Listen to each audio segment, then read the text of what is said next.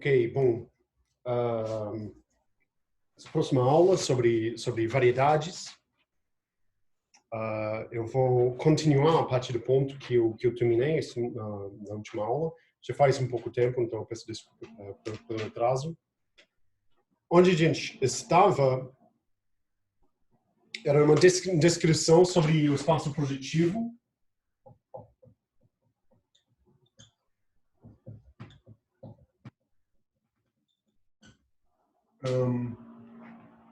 Então isso nós consideramos R, P, N.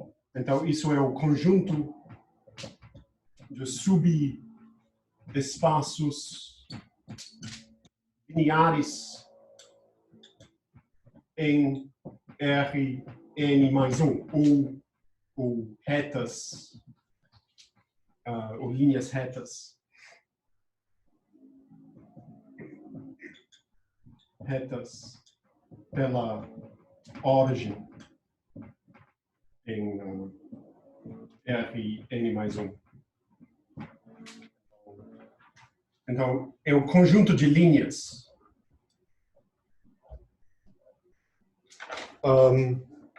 Um conjunto de linhas, então, todas as linhas em R, N mais 1 que passam por esse ponto central. Então, isso dá um exemplo de uma certa utilidade de geometria diferencial, de linguagem de variedades. Porque a ideia é ter um certo conjunto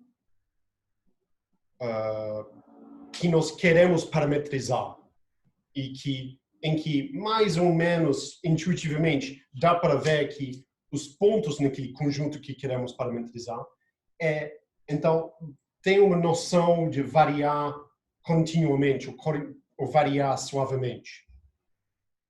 E esse que é localmente parametrizável por uma vizinhança em espaço euclidiano, mas obviamente não é, o conjunto não é um aberto em espaço euclidiano, mas localmente é. Então esse conjunto de todas as linhas retas em espaço em R n mais 1 dá um exemplo desse fenômeno de querer localmente parametrizar com abertos em espaço euclidiano.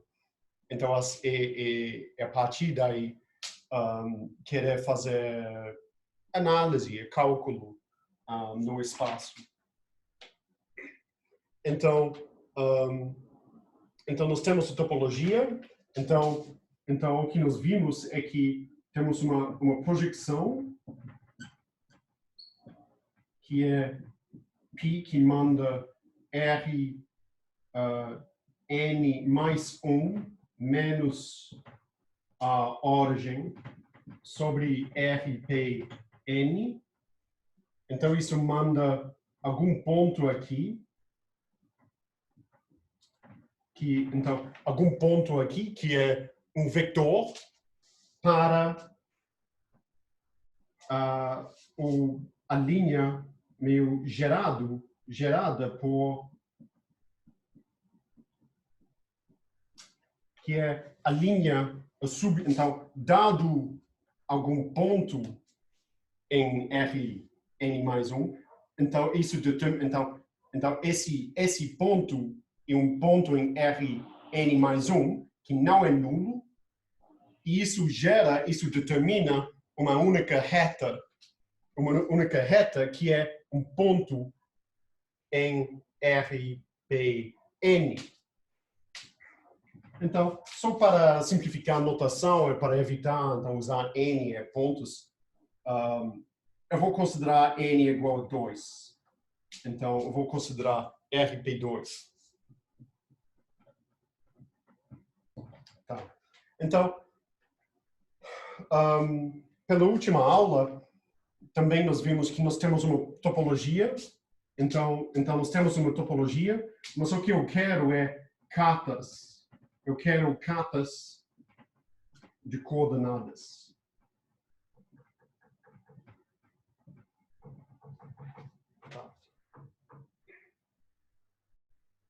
Então, dado Então, dado um ponto em RP2, então isso é uma linha em R3, então eu considero algum ponto x, y, z, um ponto em L, que é como um gerador para L, como um espaço vetorial. Então isso que não é o zero vetor. Então isso que pode ser esse vetor. Então que não é o zero vetor. Então isso diz que ou x ou y ou z é diferente de zero. Talvez todos os três, mas pelo menos um dos três é diferente de zero. Então eu posso considerar U0 é o conjunto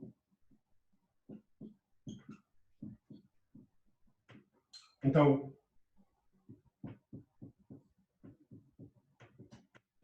o conjunto de pontos em RP2 que é determinado por um vetor x, y, z, então tal que x não é igual a zero. Então que x não é igual a zero. E isso faz sentido, essa definição é bem definida, porque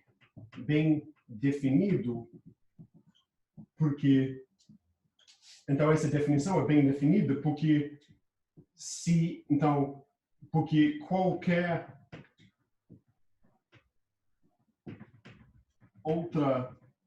outro gerador da linha L é um múltiplo, algum múltiplo desse aqui, que vai ser, então, isso é x, e isso é lambda vezes x. Então, dois vetores geram a mesma linha somente quando um é o múltiplo do outro. E logo, então isso é para lambda diferente de zero. Então, logo, lambda vezes x também não é igual a zero se x não é igual a zero. Isso é somente sim. Então, isso quer dizer que esse conjunto é bem definido. Então, e da mesma maneira, eu posso considerar U1, que é os pontos x, y, z em RP2, então que y não é igual a zero, e U2, então que z não é igual a zero.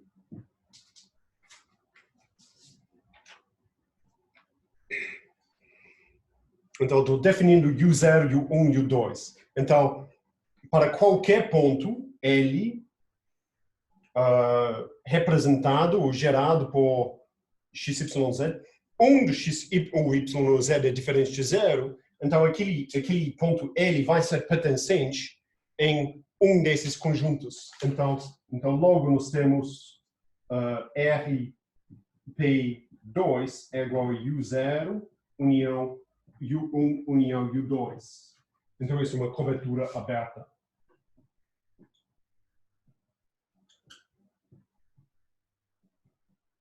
Então, e esses são conjuntos abertos porque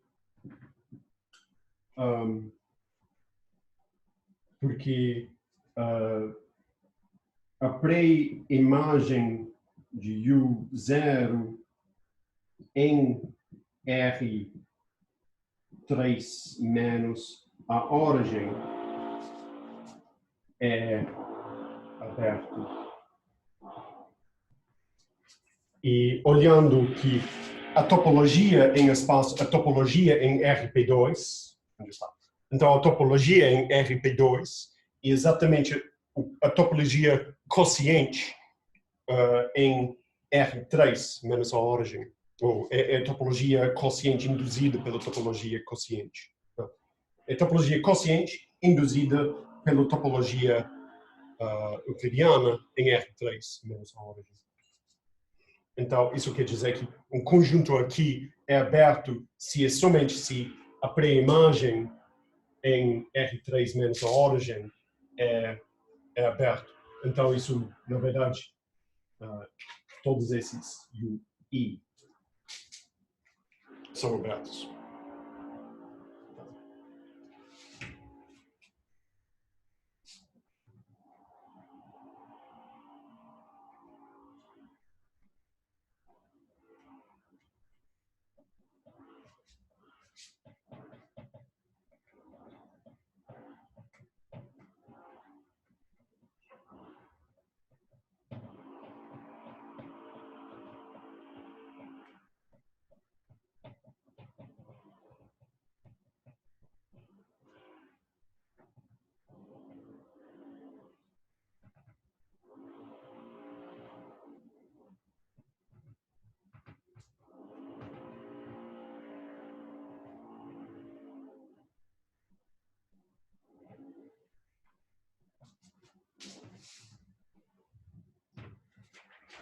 Então, coordenadas.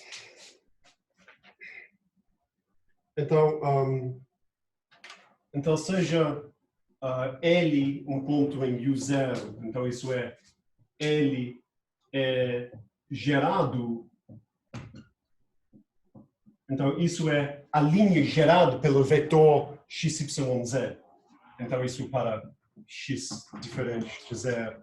Então a linha também é gerada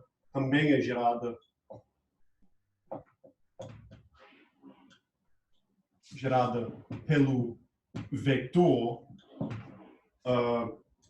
1 y sobre x, z sobre x. Porque esse vetor xyz e esse vetor 1 y sobre x, z sobre x são então, um é múltiplo do outro.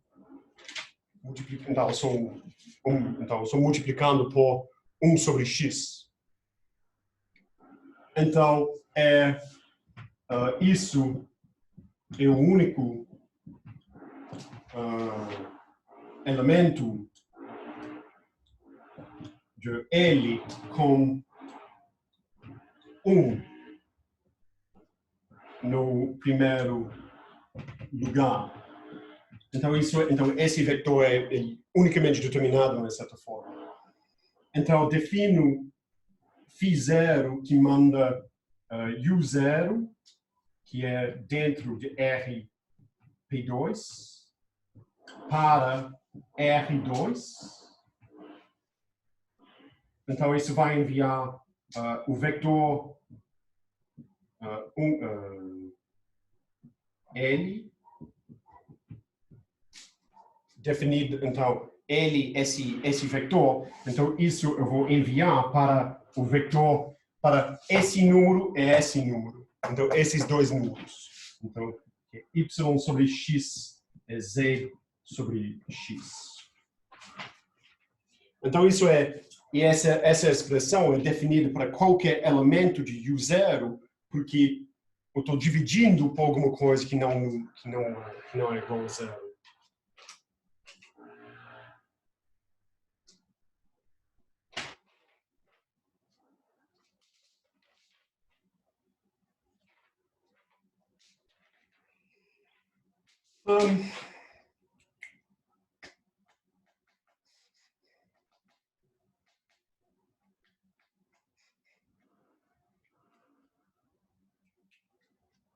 Então, isso é uma bijecção. Então, isso é uma bijecção entre R2 e esse ponto, essencialmente porque esses dois vetores, colocando um aqui, esses dois vetores podem ser, então, quaisquer elementos, podem ter quaisquer qualquer valor, quaisquer valores. E então isso é uma bijecção, mas também isso é isso é contínua. Então essa aplicação é contínua porque se você tem um conjunto aberto em R2, a pré-imagem aqui vai ser então vai ser aberto porque a pré-imagem em R3 menos a origem vai ser um conjunto aberto. Então isso é, então eu vou afirmar que isso é um homeomorfismo.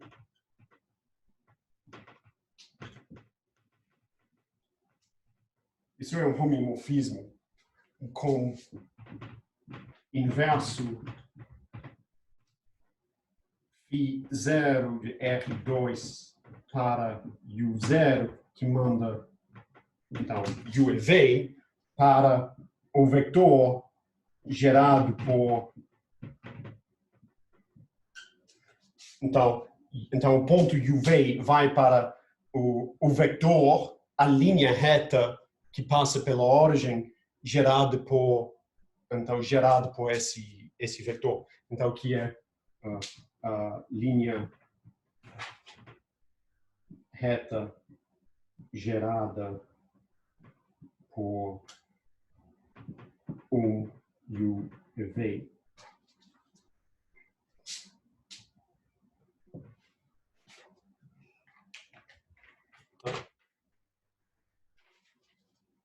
E, da mesma maneira, então, igualmente, eu posso definir... Então isso é um homeomorfismo, então isso é uma carta. Então, φ0 definido em U0, define um homeomorfismo entre um conjunto aberto com um conjunto aberto em R2, então, R2 mesmo, então o R2 inteiro, nesse caso. Então, isso é uma carta. Então, o espaço projetivo é localmente euclidiano. O que é necessário, e igualmente, eu posso definir outras cartas em U1 e em U2. E o que é necessário demonstrar ou verificar é que então essas três cartas definidas em U0, U1 e U2, essas três cartas são compatíveis.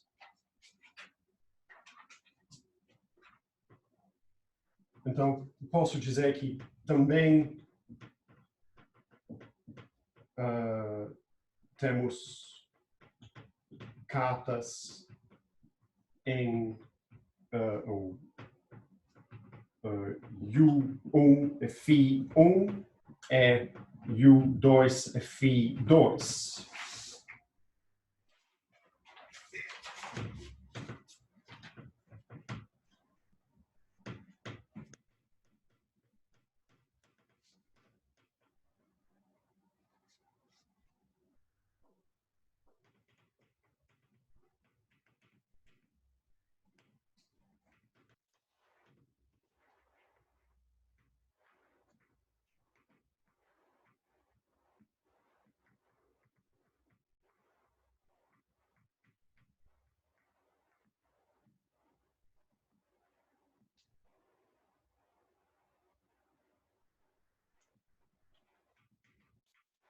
Finalmente.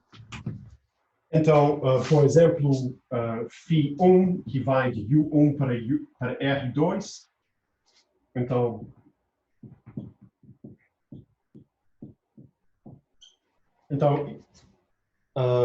U1 é o conjunto de vetores então conjunto de linhas geradas por vetores com segundo componente y diferente de zero. Então eu posso normalizar para determinar um gerador meu canônico. Então isso é a linha de x sobre y, z sobre y. Então, a aplicação que eu vou definir, então é só o duplo x e y sobre x é z sobre y.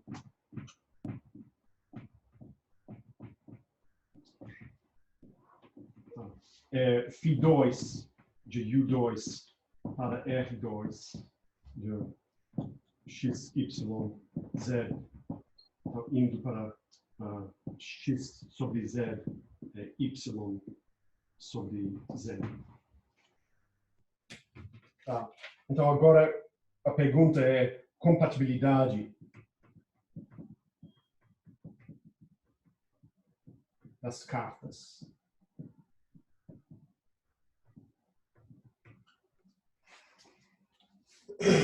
Então, pela simetria entre essas três cartas,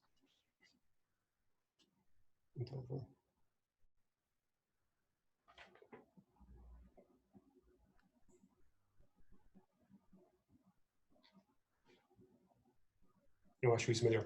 Então, pela simetria entre as três cartas, eu vou considerar somente o φ1 composto com φ0 inverso.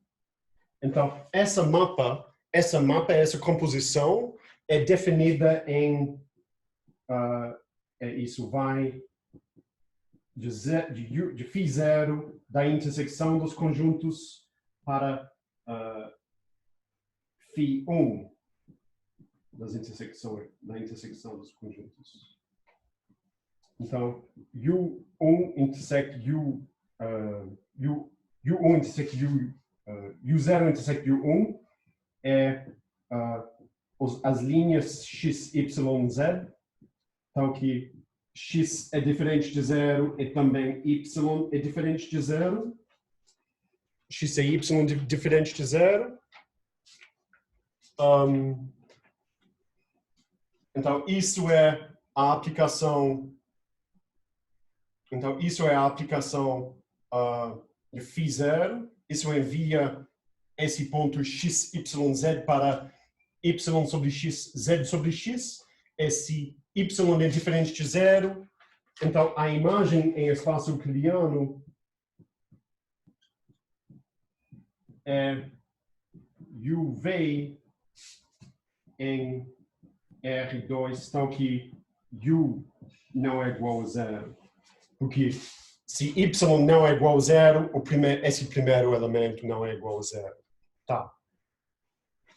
Então, φ1 composto com φ0 inverso, agindo ou aplicando, enviando esse ponto u0, primeiro,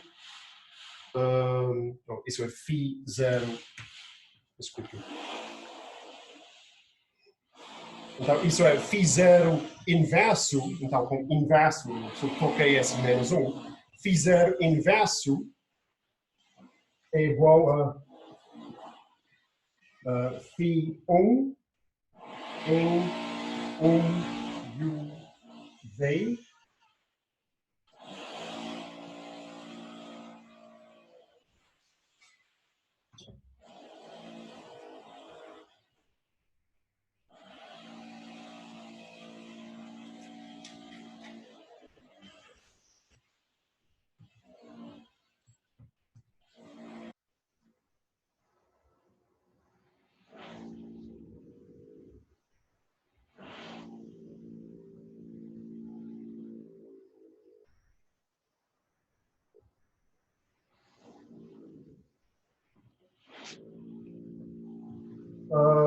então, φ1 aplicado nesse.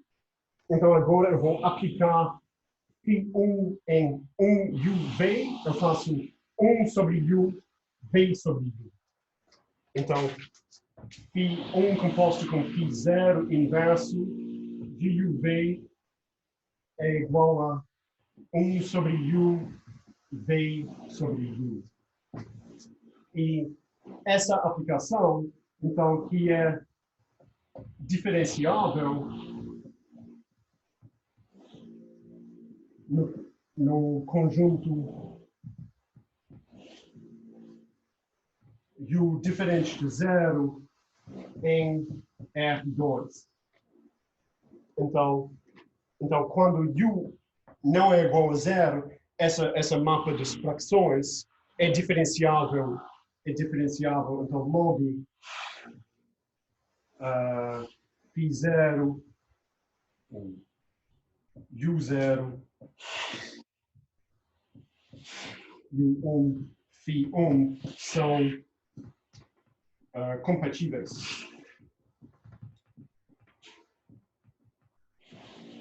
Desculpe pelo barulho. Então, tem alguém martelando ali fora.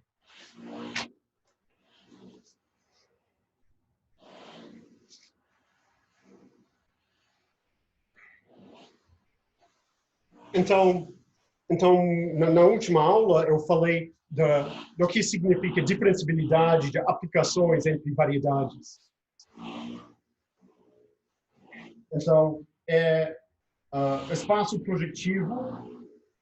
projetivo é a esfera. Então, eles definem, então eles são, isso quer dizer que RP2 é uma variedade de dimensão, é uma variedade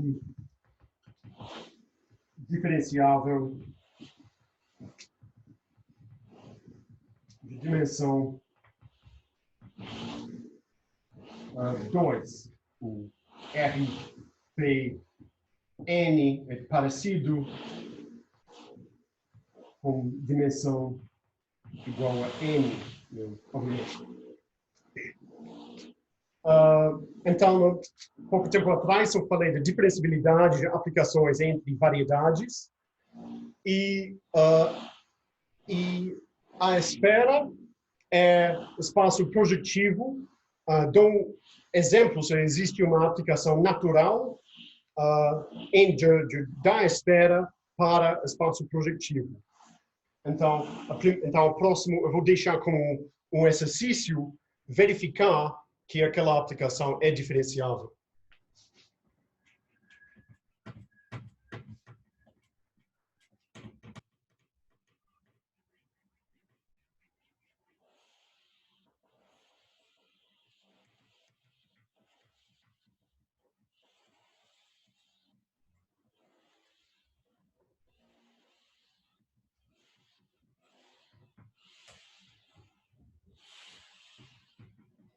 Então, isso é... Então, podemos definir... Então, podemos definir...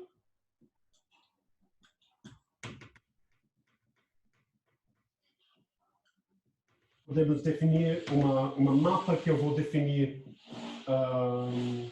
Fzão da esfera bidimensional para RP2.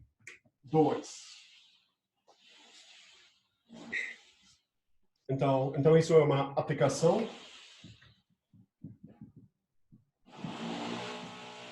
Então, isso manda algum ponto x, y, z, tal que x² mais y² mais z² é igual a 1. Então, isso é algum ponto na esfera. Então, isso é um ponto em R3 que satisfaz essa equação. Então, f desse ponto vai ser a linha, o subespaço linear, a linha reta em R3, considerado como um ponto, mas é a linha reta gerada pelo ponto XYZ. Então indo para o ponto XYZ.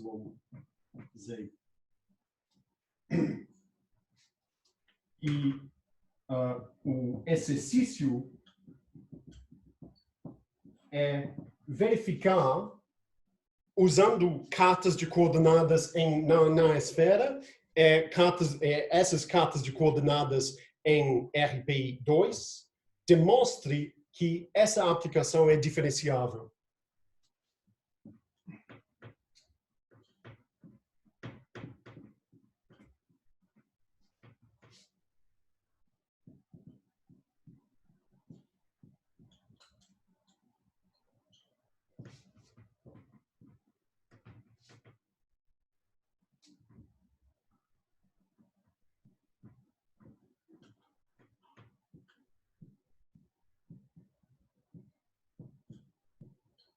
que f é diferenciável.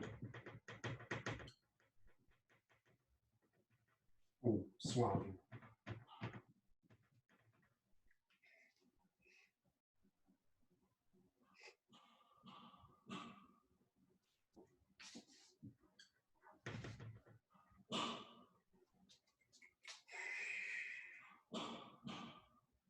Tá? Então, então isso é um bom ponto. Então, eu vou aproveitar desse momento para colocar alguma coisa.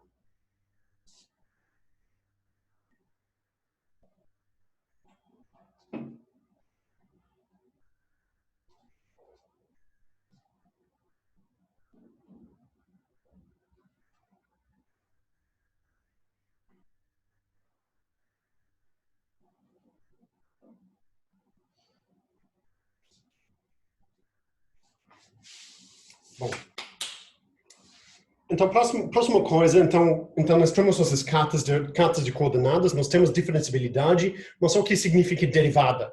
Então o primeiro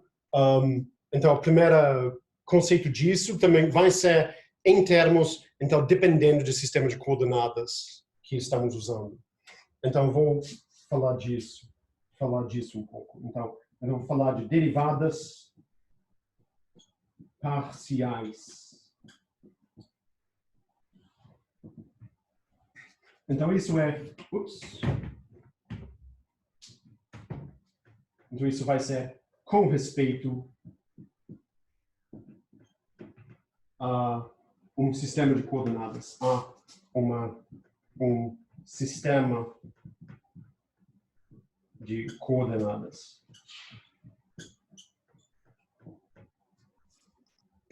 Então, eu vou iniciar com algumas hipóteses. Eu tenho uma variedade M, uma variedade. Eu tenho U é phi, uma carta. Eu tenho P, um ponto naquele conjunto, naquela carta. Então, isso quer dizer que, então, mais explicitamente, isso vai me dar, então, a carta é o seguinte.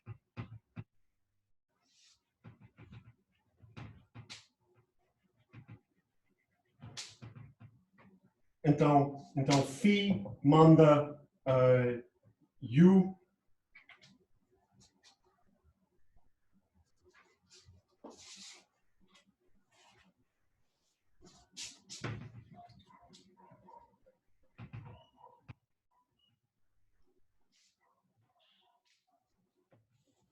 então phi manda U para phi de U, então isso em N, isso em Rn, tá? Então isso toma valores aqui, então para então phi de K é x1 de K até xn de K. Então, para os xis, funções suaves em U.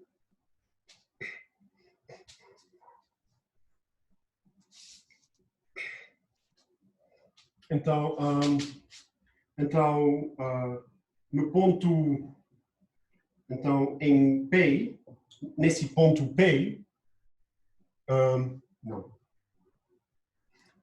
Em algum ponto A, que é A1 até AN, então um ponto em Rn é G, uma função em uma vizinhança de A. Temos D I de G nesse ponto A. Então, isso é o limite. Então, isso é o limite quando H vai para 0 de 1 sobre H de G de A1, A2 até AI mais H até AN. Então, menos G de A. Né? Então, isso é só a derivada de G. Então, isso é a derivada direcional, isso é DI de G. Então, a derivada direcional.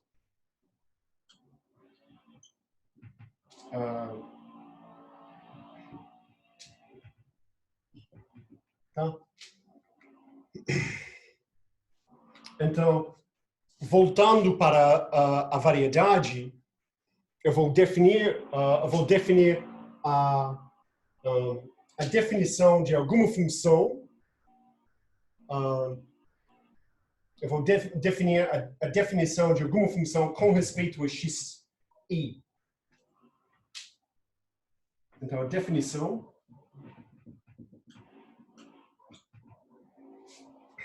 seja P em U em M é f uma função suave numa vizinhança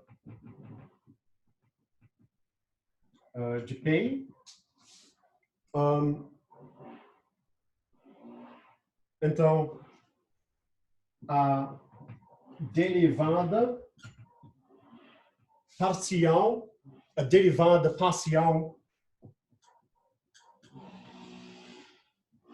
df sobre dxi no ponto P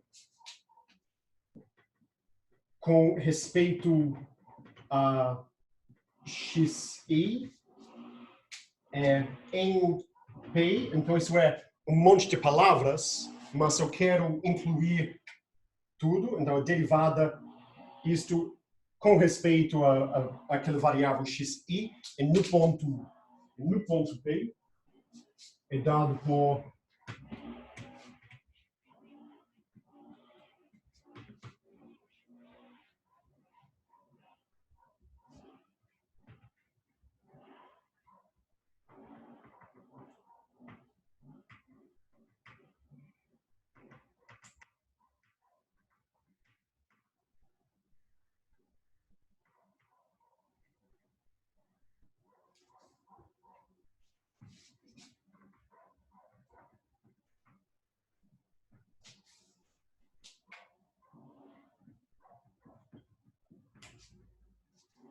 então, isso é df sobre dxi no ponto P é d sobre dxi no ponto P de f. Então, por definição, isso é igual a... Então, isso, por definição, isso é esse operador. Então, essa derivada direcional, mas... Então, isso é di da composição. Então, isso é a derivada direcional da... Então, f é definido na variedade. Então, isso é essa derivada, mas da composição, a pré-composição com o inverso dessa aplicação, essa aplicação de coordenada, é definida no ponto, não no ponto A, mas no ponto φ de P.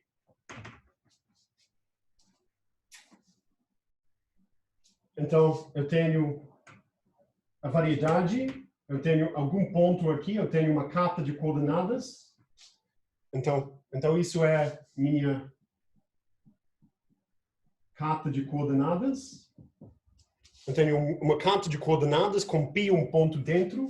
Eu tenho uma função tomando valores nos reais. Isso é minha função f. Então, f é definido na variedade inteira, pode ser, ou somente definido numa vizinhança de ponto. Mas em coordenadas,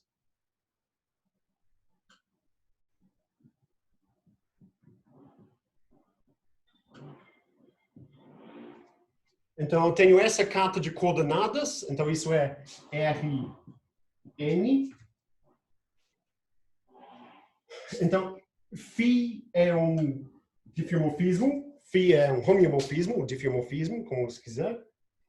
Então, eu vou considerar então, a composição de φ inverso com F. Então, essa composição é F composto com φ inverso. Então, essa composição é definida em um conjunto aberto em espaço euclidiano. Então, eu posso definir, eu posso fazer a derivada com respeito a i-ésima da direção, calculando no ponto A igual a... Então, A ali é igual a φ de P. Então A aqui é φ de P ali.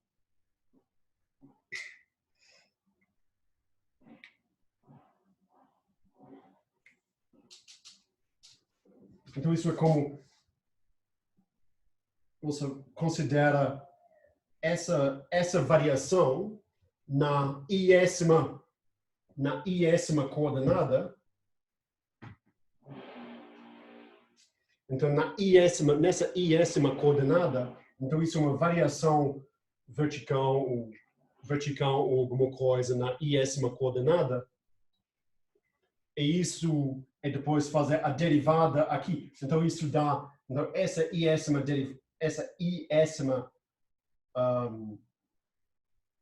direção dá uma curva na variedade. Então, de uma certa forma, você está diferenciando ao longo da curva.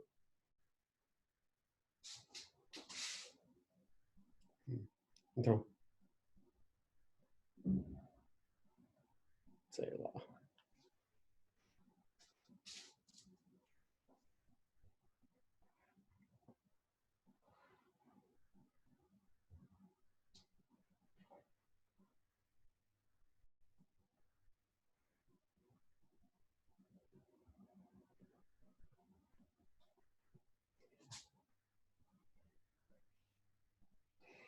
Sei lá, é impossível então orientar perfeitamente, mas isso dá. Bom.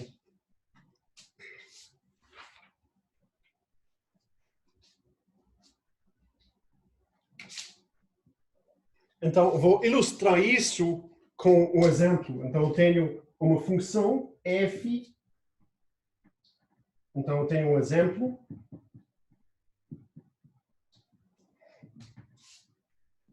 De f da esfera para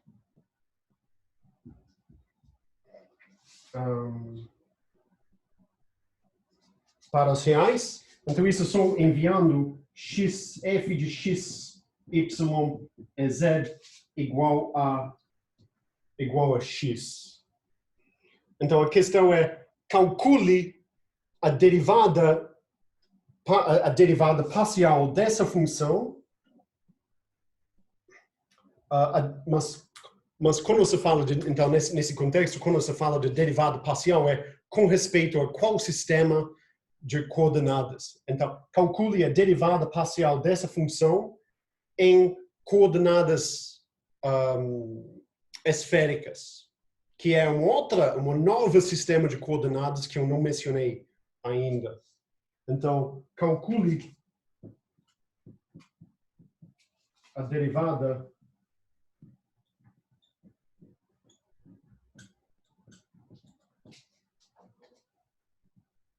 de f com respeito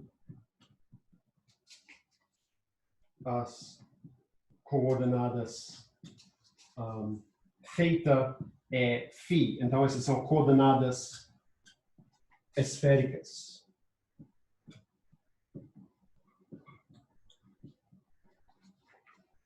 Então, para isso fazer sentido, é necessário fazer a definição desse sistema de coordenadas.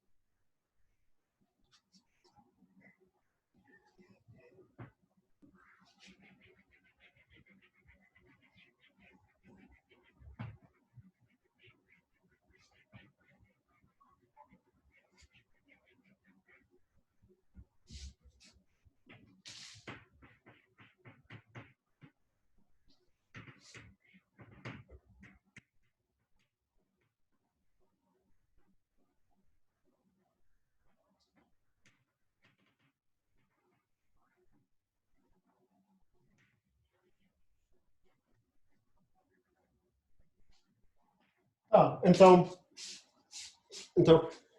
a questão é fraseada para motivar essa definição. Então eu tenho uma quinta definição, uma quinta sistema diferente, quinto sistema de coordenadas em S2. Uma novas coordenadas, nova carta em S2. Então, eu vou considerar, então isso é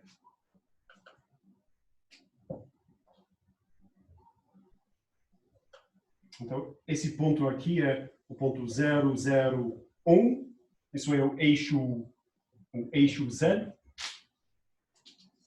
Então, suponho que x, y, z não é igual a não é igual aos pontos mais ou menos 1.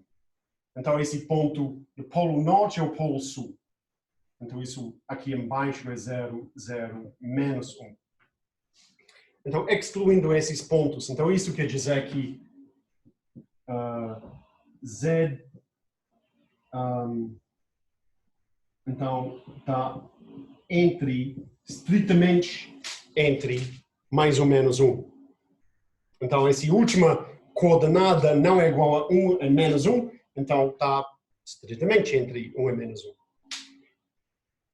Que eu quero usar isso, o que eu quero observar, é que isso implica que, por trigonometria, então eu posso escrever a altura, que é esse valor z, eu posso escrever a altura como cosseno de alguma coisa. Então, isso quer dizer que existe um único valor θ, entre 0 e π, então que z é igual a cosseno de θ. Cosseno de θ. Então, pensando em trigonometria no círculo unitário em R2, então cosseno é o valor, é o x coordenada. É o x coordenada. Então, aquela coordenada é medindo aqui agora a altura. Só que x quadrado mais y quadrado mais z quadrado é igual a 1. Isso quer dizer que x quadrado mais y quadrado é igual a 1 menos cos quadrado de θ, que é igual a seno quadrado de θ.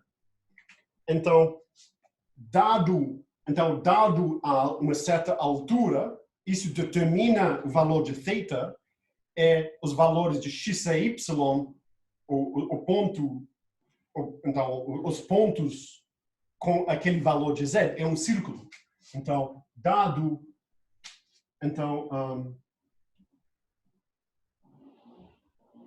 então a ideia é que esse ângulo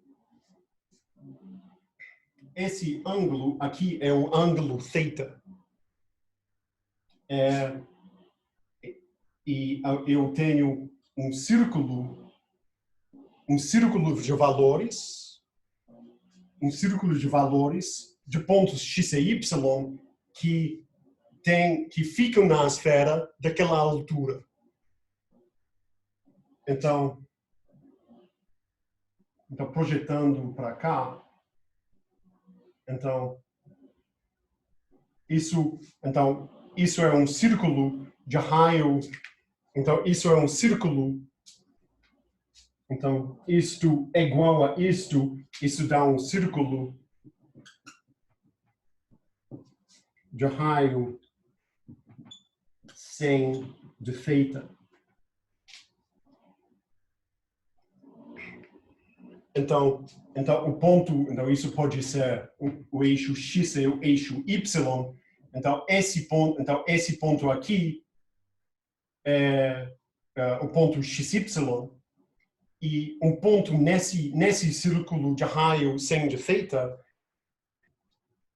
Então esse círculo de raio sem de θ é parametrizado só pelo ângulo, por um outro ângulo que eu vou chamar φ. Então, isso quer dizer que existe um único φ entre 0 e 2π, potencialmente incluindo 2π, tal que xy é igual a sin de θ vezes cosseno de φ é seno de θ seno de φ.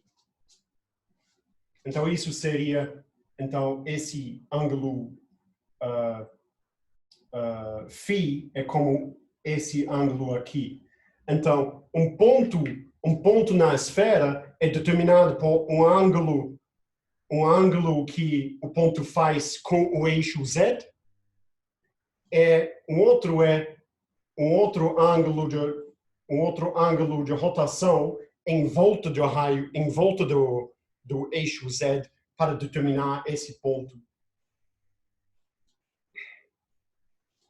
Então, isso quer dizer que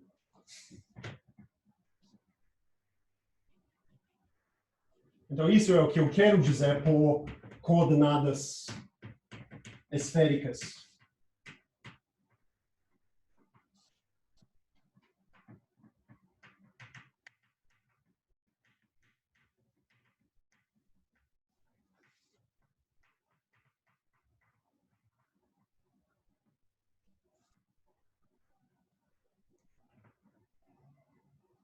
Então, isso quer dizer que xyz é igual a sin de θ cos de φ, sin de θ seno de φ, cos de θ.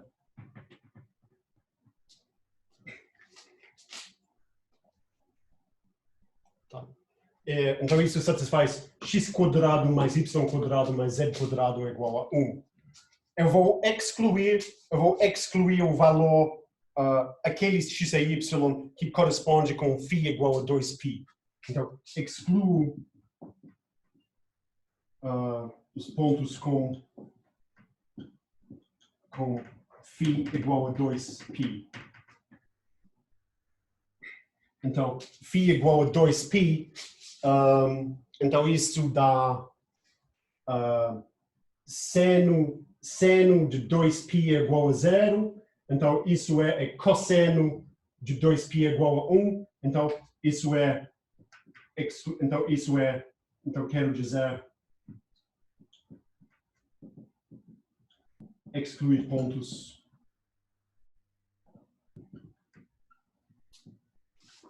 da forma cos de θ 0, não, seno de θ 0 cos de θ. Então, para θ entre 0 e 2π. Então, isso quer dizer, então, esses pontos dão um semicírculo. Então, esses pontos dão um semicírculo na esfera. E todo outro ponto, então, todo outro ponto pode ser escrito, então,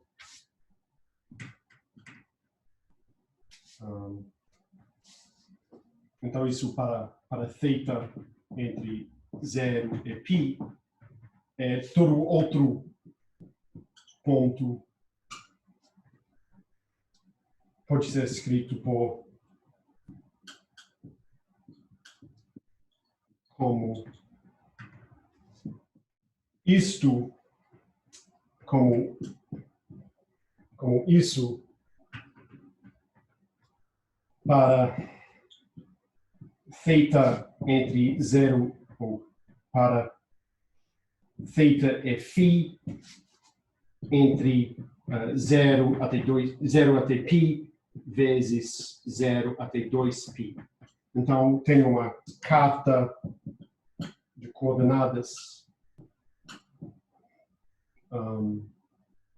psi. Então, desse U para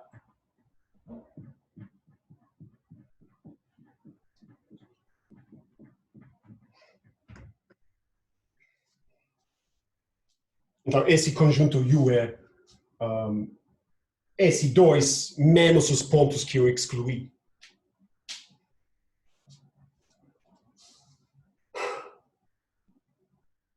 Então, isso é o complemento desse semicírculo. E a afirmação que eu faço é que isso é um homeomorfismo.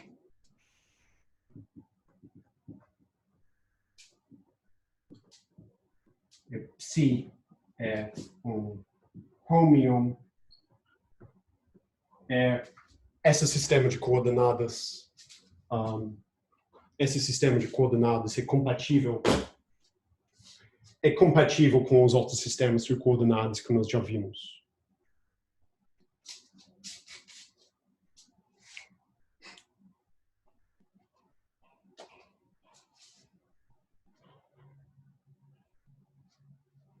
Tá, então, voltando, eu tenho φ de x, y, z igual a x. Então, φ composto com psi inverso. Então, psi envia x, y, z aqui para θ e φ. Então, isso é como uma aplicação, como as funções trigonométricas inversas, que eu não queria escrever, porque θ, então, vai virar evidente no próximo código que eu vou fazer, mas indo nessa direção, você usa seno inverso, arcseno, seno inverso, ou cosseno inverso, ou alguma coisa. Mas indo no outro sentido, você vai θ e φ, então isso é como, então isso é psi inverso de θ e φ. Então, x, então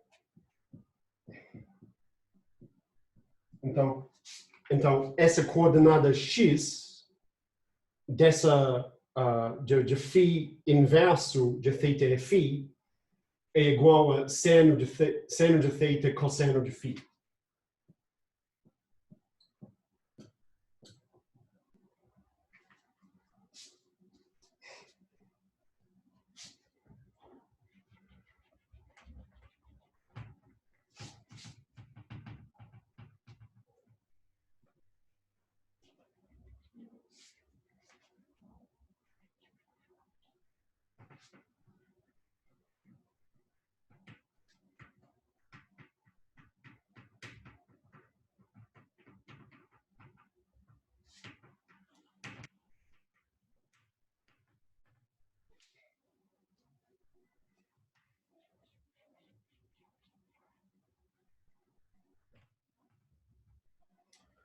E daí? Então, df sobre dθ, por exemplo, em algum ponto P, para P igual a x, y, z, que é igual a psi inverso de θ e φ. Então, isso é igual a df sobre d sobre dθ de f composto com φ inverso de θ e psi. Então, isso é como D1 na outra notação. Então, isso é a derivada disso com respeito a θ, a gente pode diferenciar. Então, isso é cos de θ vezes cos de φ, que é em termos, escrito em termos de x, y, z. Isso, se não me engano, isso é igual a z vezes cosseno de tangente inverso de y sobre x. Então, ou você pode escrever em termos de coordenadas θ e y, θ e φ, ou você pode escrever em termos dos pontos, o ponto x, y, z, de x, y, z. Alta probabilidade de eu ter feito um erro com a trigonometria aqui. Mas pode confirmar, pode confirmar ou desconfirmar.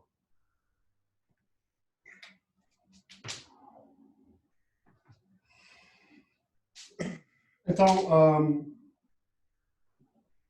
próxima coisa, então, até agora, estamos começando a passar de definições basiquíssimas para alguma coisa que está sugerindo alguma coisa interessante, eu acho.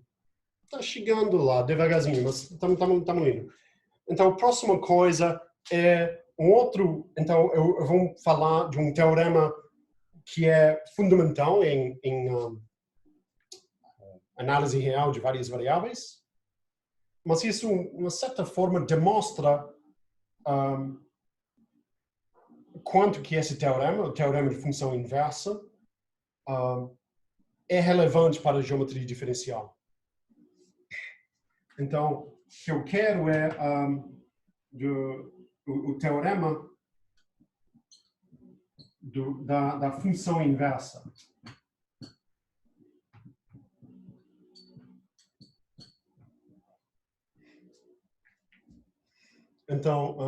Então, primeiro em Rn, inicialmente.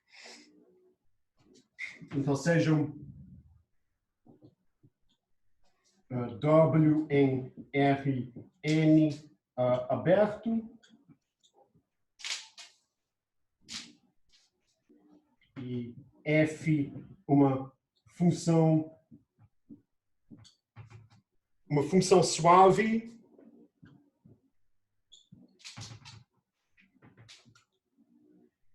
Então, é uma função suave definida nesse conjunto aberto, tomando valores em espaço euclidiano da mesma dimensão.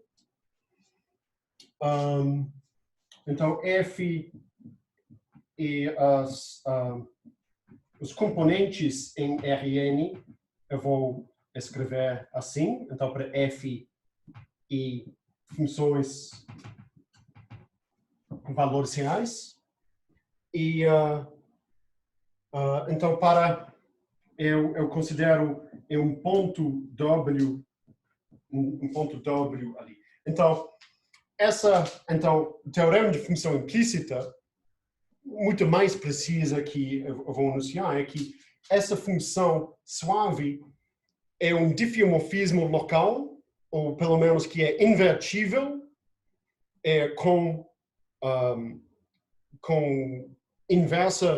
inversa da função também diferenciável, se é somente se o determinante do matriz jacobiano ser diferente de zero nesse ponto P. Então, é inversível em alguma vizinhança do ponto P, se é somente se o jacobiano determinante naquele ponto P ser se isso é diferente de zero.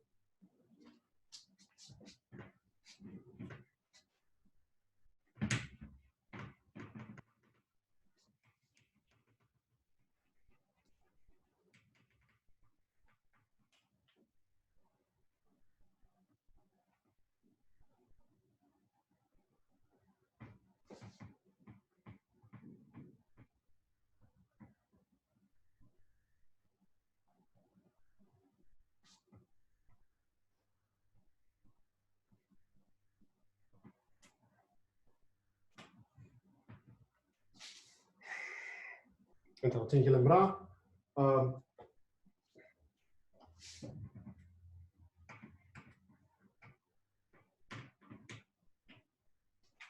Então, F é localmente invertível numa vizinhança de P, se é somente se o determinante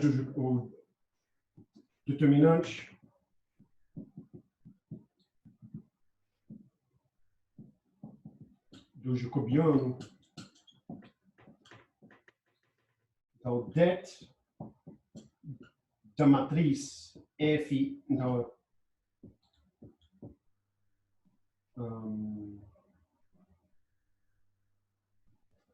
então isso no ponto P não é igual a zero.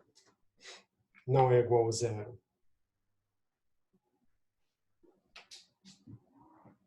Então, esse teorema é fundamental em análise de várias variáveis. Eu não vou fazer a demonstração agora, então aqui.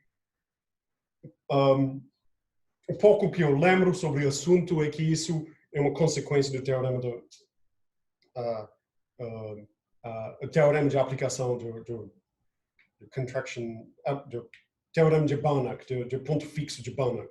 É uma aplicação do teorema de ponto fixo de Banach. Então tem que escolher uma vizinhança tal que uma certa norma, tal que uma certa aplicação seja uma contração. E localmente invertível, então quer dizer que existe uma vizinhança em P, então isso é uma vizinhança dentro de W.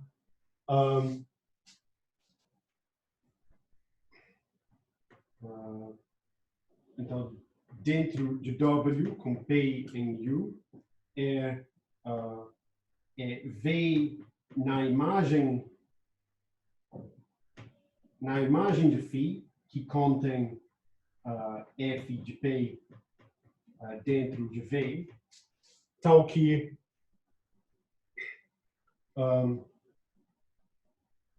então isso também então U e V são abertos, então U e V são abertos, tal que V é a imagem de U, tal que existe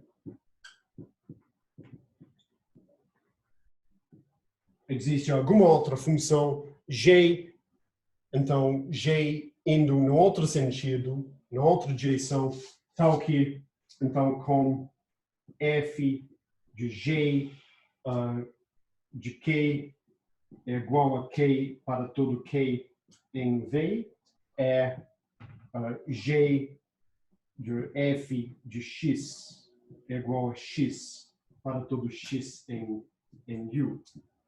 Então, isso é o que eu quero dizer por invertível, que a função, isso é uma função suave.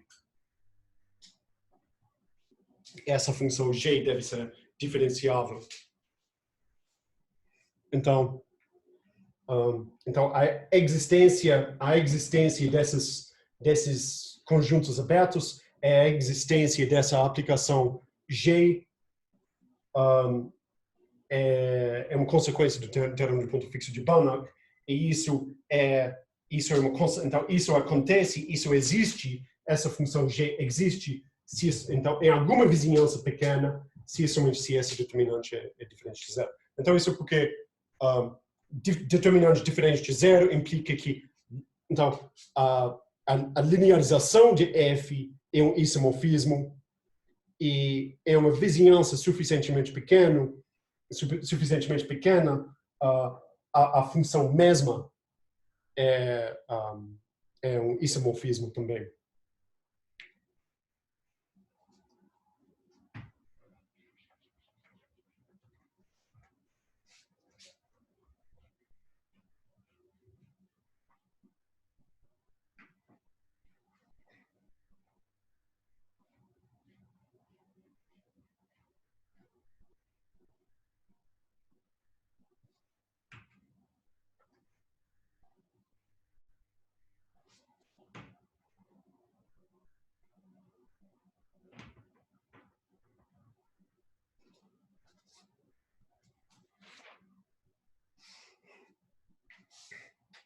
Então, eu vou fazer o teorema de função inversa em variedades.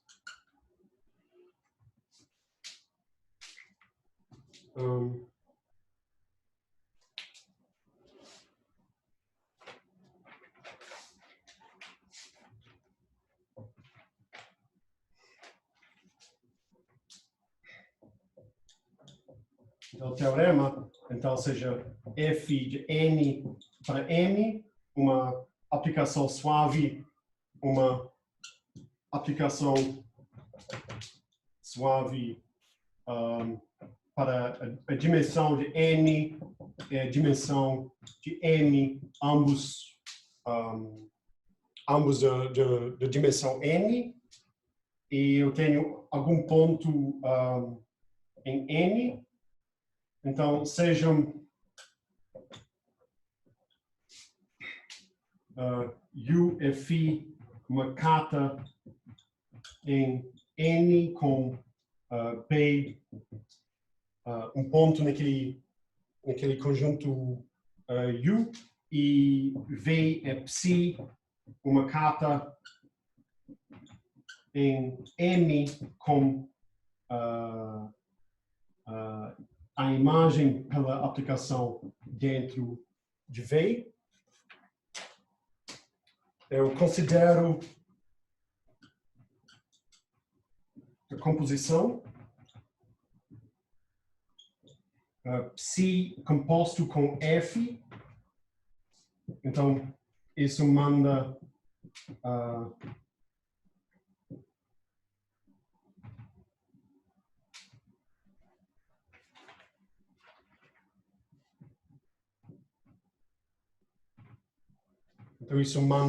não a variedade inteira, mas pelo menos uma pequena vizinhança, de P ali. Então isso é supondo que essa composição tem componentes, então isso toma valores em espaço euclidiano, então eu posso considerar os componentes. Então f original é localmente invertível numa vizinhança de P, se é só se o determinante de d, f, i sobre d, x, j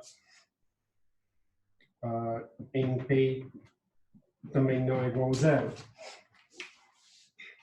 Então isso parece exatamente igual a outra condição aqui.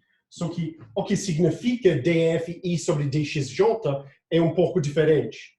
Porque nesse caso, em espaço euclidiano que eu considerei antes, isso é, honestamente, as derivadas parciais das funções.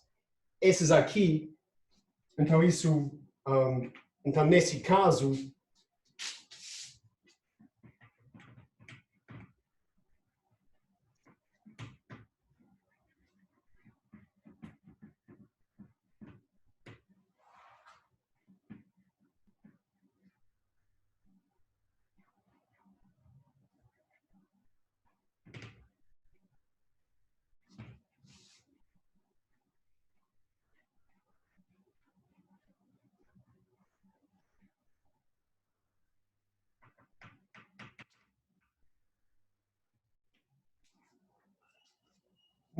é um pouco diferente, porque a definição de uma derivada parcial é com respeito a essa cata de coordenadas. Então,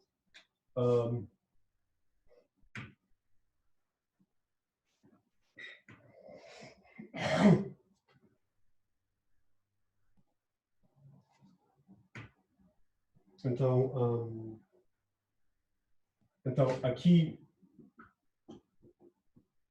df i sobre dxj no ponto P é igual a jésima derivada da função fi composto com φ inverso. Então essa função calculada calculada em algum ponto no espaço euclidiano. Ou, então, o FI, você pode considerar ainda mais, então isso é DJ de psi I composto com F composto com φ inverso. Então, essa derivada calculada no ponto φ de J, φ de P. Mas a gente aproveita do fato de que o sistema φ e o sistema psi são localmente são diffeomorfismos. Então, nós temos a variedade aqui. Nós temos o ponto, então isso é a variedade M. Isso é a variedade N. A gente tem uma aplicação F aqui.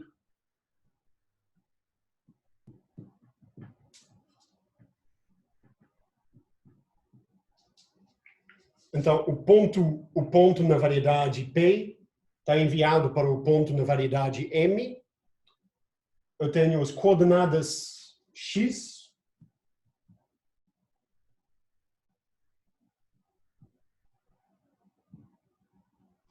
E aqui eu tenho coordenadas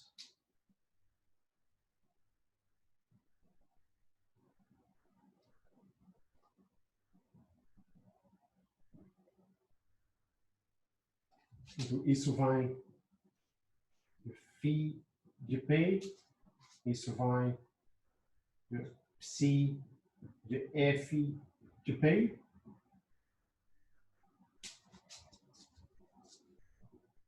E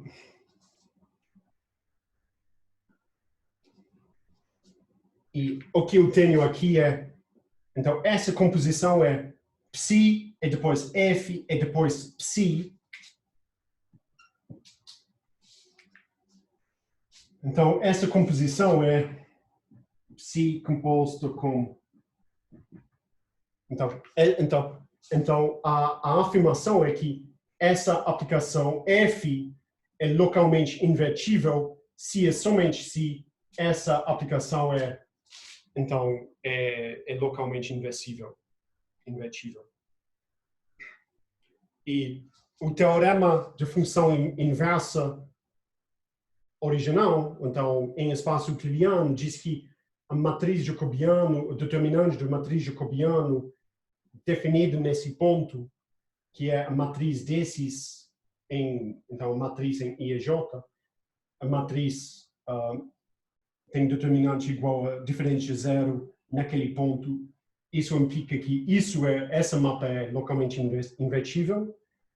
As cartas, que são as flechas verticais, são localmente invertíveis. Então, isso implica que a mapa horizontal em cima é localmente invertível, se a mesma condição vale.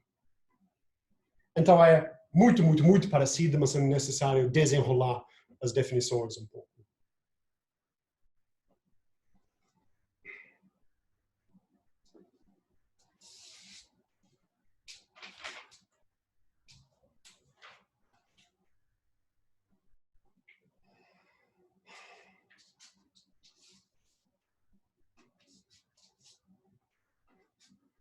E a motivação para fazer isso é... Então, na verdade, não fiz a demonstração disso, mas eu só disse que isso é localmente invertível se é somente se isso é localmente inversível, porque as flechas verticais são inversíveis, são diffeomorfismos, são cartas.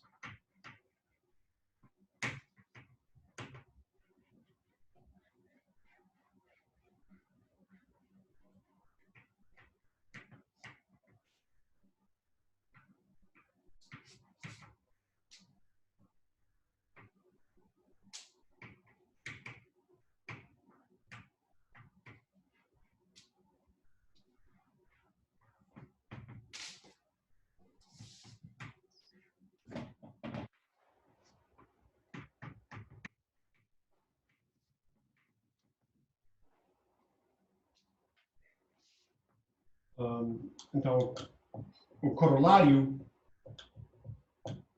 disso é o seguinte. Então, isso é um critério para quando um mapa F de M para um mapa de U dentro de N, tomando valores em Rn, dá coordenadas. Então,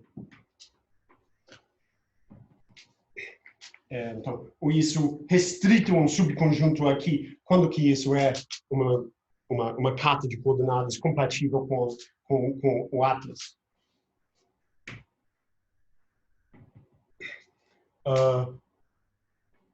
Então, sejam... Então, a gente tem... Então, temos N, uma variedade, então, de dimensão igual a N, P, F, um mapa, então isso é diferenciável,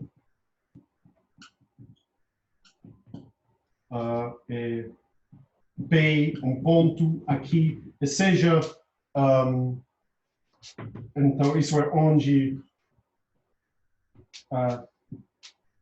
U é φ, onde isso já é um sistema, isso já é uma carta de coordenadas.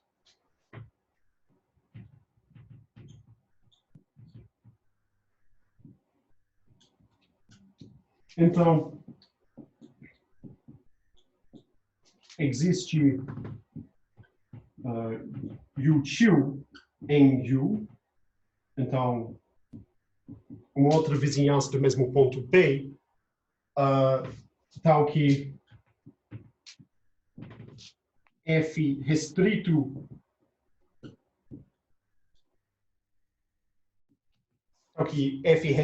esse subconjunto U2, é uma carta de coordenadas,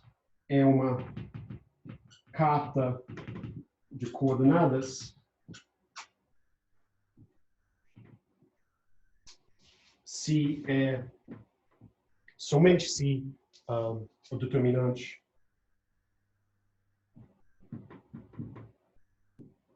de dFi sobre dxj naquele ponto P não é igual a zero. Então, Fi é canonicamente, então a notação em termos de derivadas covariantes. Então, essa notação é em termos das derivadas parciais que nós definimos antes. Mas o que é necessário é que F seja um diffeomorfismo local com respeito a esse sistema de coordenadas que nós já temos.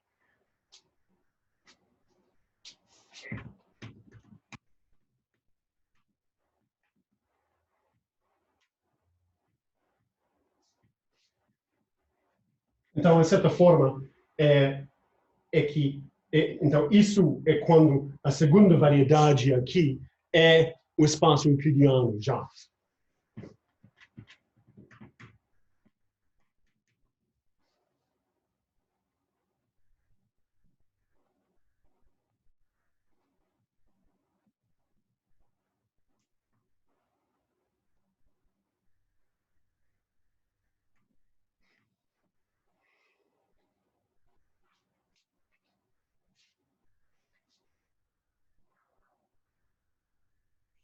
Então, eu tenho a variedade N, P. Então, isso já é um sistema de coordenadas. Isso é φ.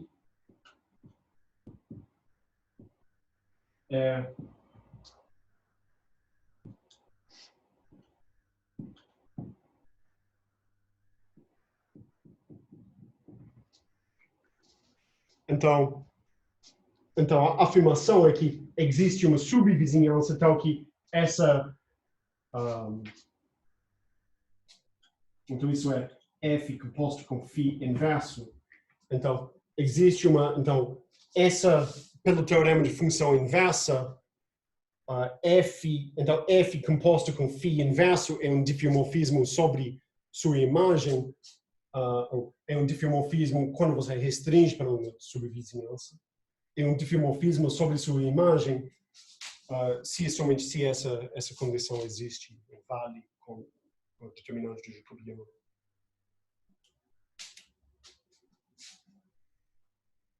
Então, demonstração.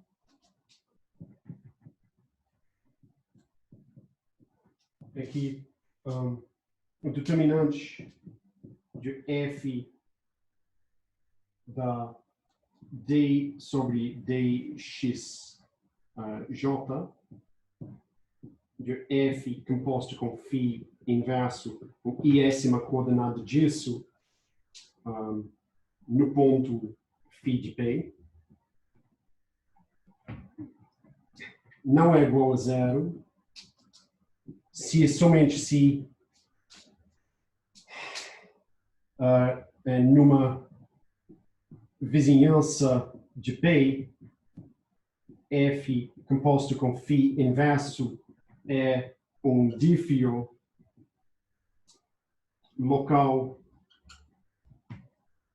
de espaço euclidiano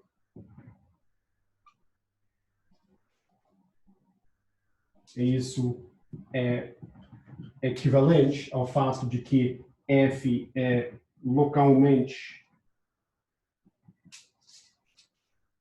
um homeo com de f de u til, de f de u til é tal que f composto com φ inverso é φ composto com f inverso são diferenciáveis.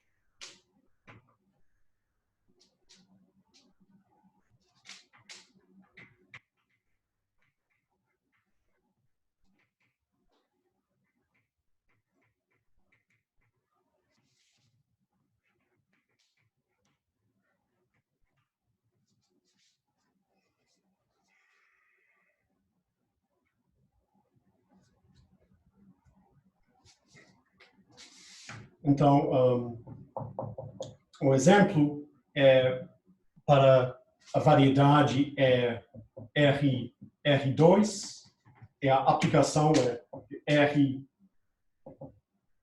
para R2. Então, f de x, y é igual a x quadrado mais y quadrado menos 1 é y. Então quando que isso dá uma carta a carta de coordenadas em R2, então numa vizinhança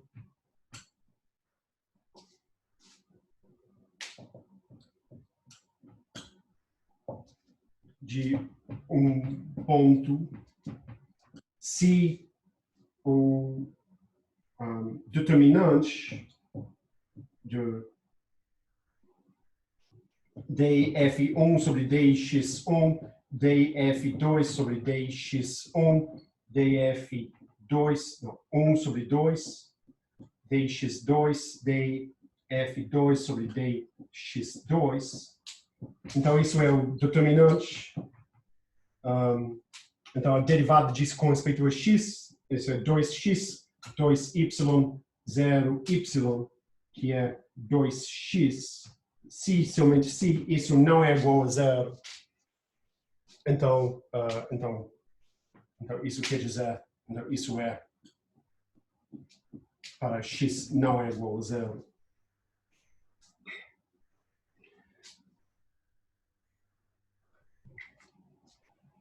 Mas eu gosto desse exemplo porque você pode olhar os níveis, os conjuntos níveis dessas duas funções. Então, os conjuntos níveis são curvas em R2 e essa condição essencialmente diz que as curvas níveis intersectam transversalmente. Então, as curvas níveis de F1, então os conjuntos níveis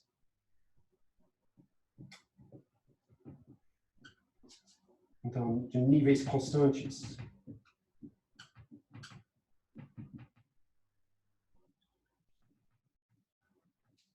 Então, eu tenho x² mais y² menos 1 é igual a algum constante. Então, isso dizer que x² mais y² é igual a 1 menos c, ou 1 mais c. Então, isso é um círculo. Um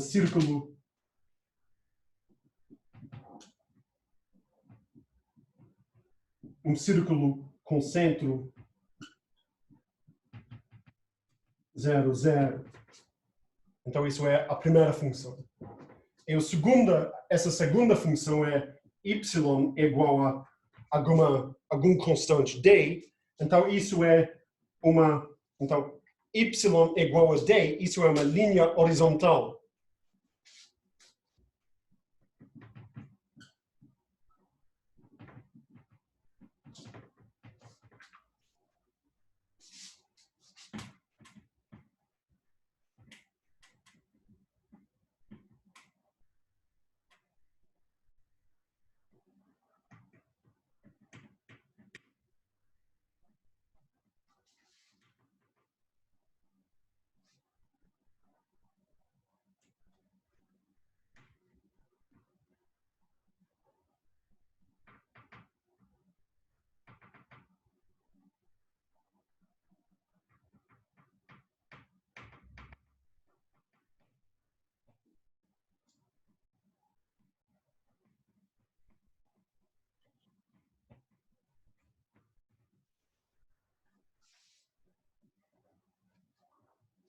Então, para vários valores desse 1 mais c, eu tenho círculos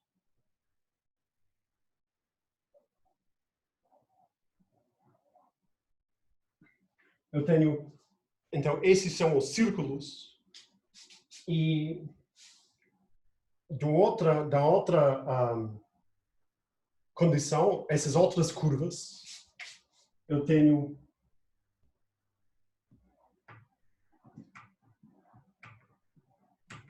então essas são as outras curvas e então nessa nova sistema de coordenadas, então uma das curvas é com um dos eixos do sistema de coordenadas e outra curva é outro eixo de coordenadas. Então, eixo x é eixo y, o eixo u é eixo v. Elas são transversas em todos os pontos aqui fora. Então, as curvas são transversas. Só que aqui, onde x é igual a 0,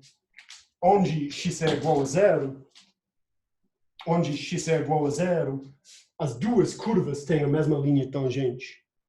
Então, tem a mesma linha tangente. Então nessa linha x igual a 0, as funções não determinam coordenadas, mas tudo fora daquele conjunto x igual a 0, eles dão coordenadas locais.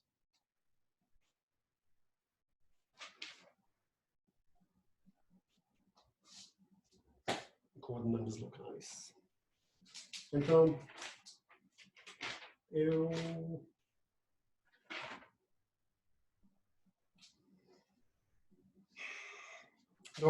Vou tomar uma aguinha, nós continuamos por mais 10 minutos.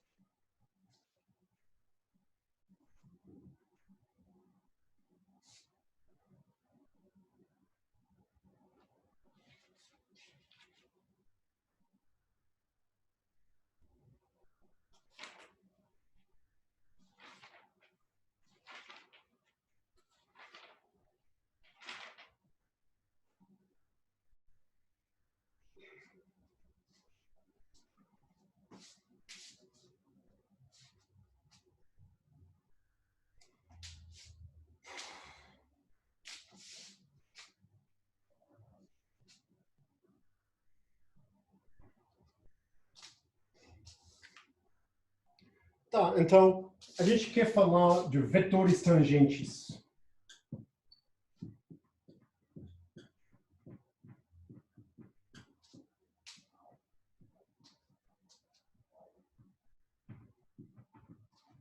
Então, o que é então isso é nossa variedade N.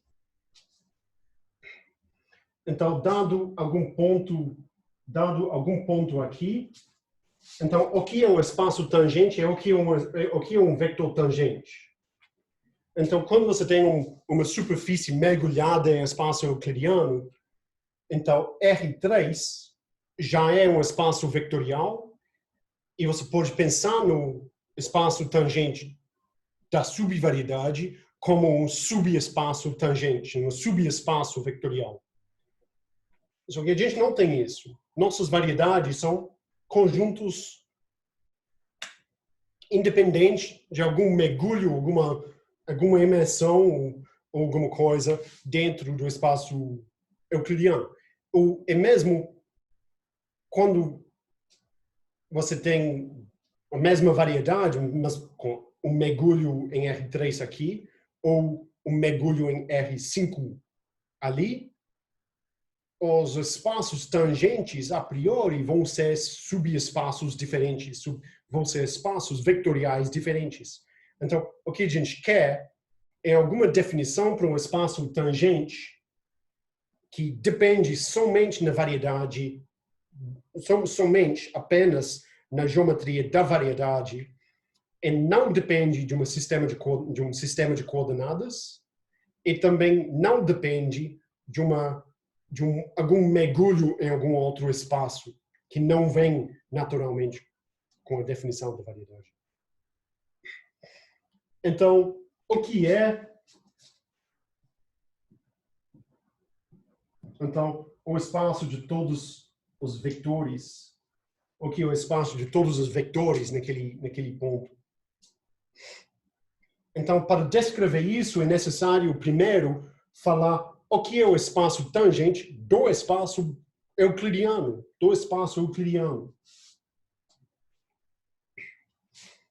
Então,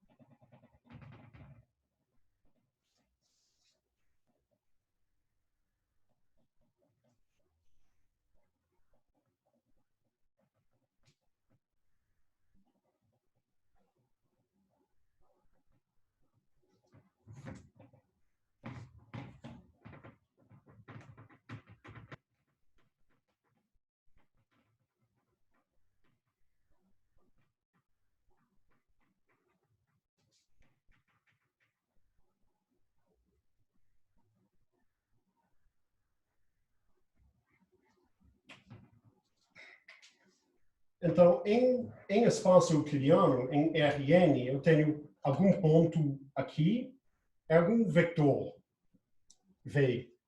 Algum vetor V. Então eu estou considerando aquele vetor meio baseado nesse ponto P. Então, isso é o ponto início, a origem para aquele vetor é o ponto P, não é a origem. Então, para V, que é V1 até Vn, é P igual a, então P, então isso é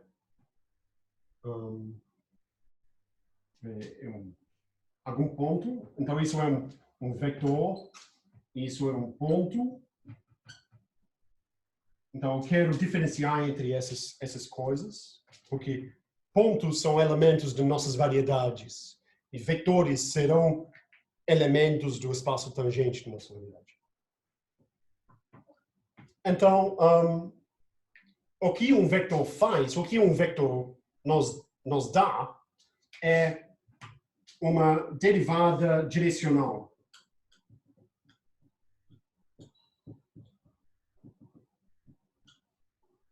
Então, dv, então, para f uma função suave definida numa vizinhança do ponto P, então, isto no ponto P, eu vou deixar a dependência sobre P. Então, esse aqui é o limite, quando t vai para 0, de 1 sobre t de f de P mais tv menos f de P. Então, isso é a derivada de alguma função. Então, alguma função tomando valores em R. Só que, então,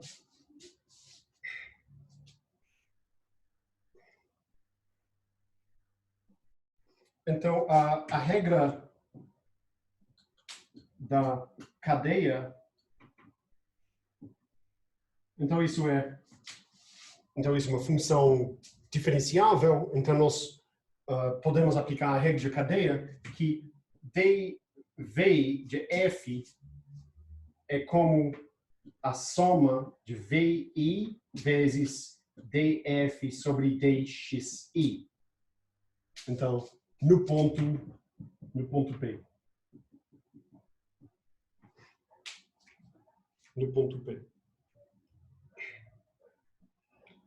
E, de uma certa forma, eu posso puxar fora, então isso quer dizer que eu posso ignorar a função, então tudo isso está acontecendo em alguma função, mas eu posso pensar em V somente como VI vezes D sobre DXI no ponto P. Então, eu tenho esse operador diferencial, de diferenciação, no ponto P, e então multiplicado por esses vetores. Então, isso é o objeto que eu quero identificar com esse n-tuplo de vetores em espaço euclidiano. Então, eu vou... só que para formalizar isso em espaço euclidiano, ou igualmente em uma variedade, eu preciso refinar um pouco algumas das considerações em termos de, então, quais são as funções que eu considero, o que são os dados. Mas isso é a identificação que eu faço. Então, vou considerar um vetor em Rn, eu vou identificar com uma soma desses operadores diferenciais. E esses operadores diferenciais em espaços euclidianos, então isso faz sentido em espaço euclidiano pela definição da derivada parcial que nós já vimos. só que objetos que fazem diferenciação podem ser definidos independente do sistema de coordenadas, como derivações. E isso eu vou fazer na próxima aula. Então, isso vai ser amanhã ou sexta-feira, então mais em breve possível que eu consigo. Tá, então vou deixar. Tchau.